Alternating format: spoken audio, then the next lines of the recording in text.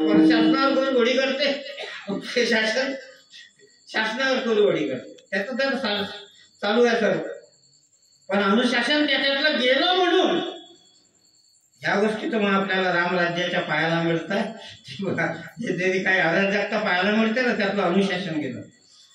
आपला संस्कृती, आपली परंपरा, आपली धीरोदत्त असलेली ऋषीमुनींची परंपरा लोपत चाललेली आहे. आपण वेगळ्या संस्कृतीकडे चाललेलो आहोत, वेगळ्या गोष्टीकडे चाललेलो आहोत. हे आपल्या भारतीयांसाठी पतनाची गोष्ट आहे.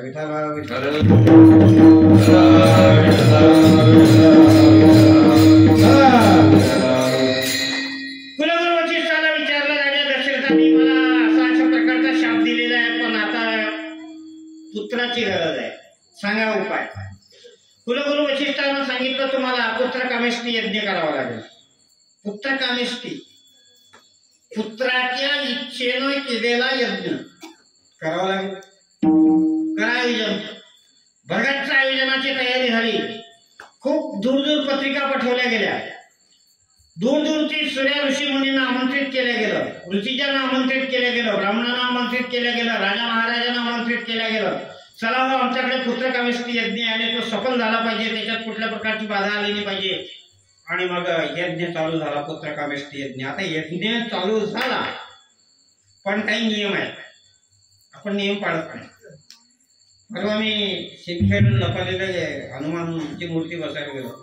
वकील साहेब तिथं असं तरुण वर्ग एक मस्त वर्ग होतं. ते लोक त्यालाच सांगत, तूच पूजा कर, तूच तो मारुती खाली उतर, तूच तो कळसाल्या बाबा जो हात लाव. नाही मग त्या बालकाला विचार, म्हटलं काय गावात तर नाही लोक आहे.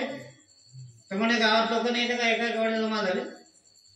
मग त्या लोकांनी सांगितलं, म्हणे बा कळस बसवणं आहे तर कोण्या बाईला हात लावता येत नाही, माणसाला हात लावता येत नाही, ब्रह्मचारी पोरगाच करतात. आता आम्ही किती वेळा कळस बसवतो तर ते पती पत्नीच्या असूनच बसवतो. पती पत्नी शिवाय पूजा पूर्ण होत नाही.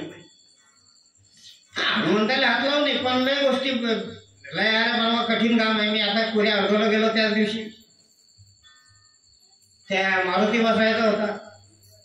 तो मारुती बाहेर काढून ठेवला. त्या लोकांनी मंदिर बांधलं, चांगलं मस्तच मंदिर बांधलं, चांगलं तिथं मुहूर्त ठरवला. माझ्या हातून महादेव मारुती बसायचा होता. मग झालं बा, 3 दिवस पूजा चालली, हे झालं. आले बा शास्त्री महाराज आले बा, त्यानं मला सत्कार केला, तिथं बोलावलं. महाराजच्या हातून मारुती बसवायचा. तो मारुती असे उचलायला लागले, त्याचे 3-4 खंड पडले. म्हटलं का हे कसं काय.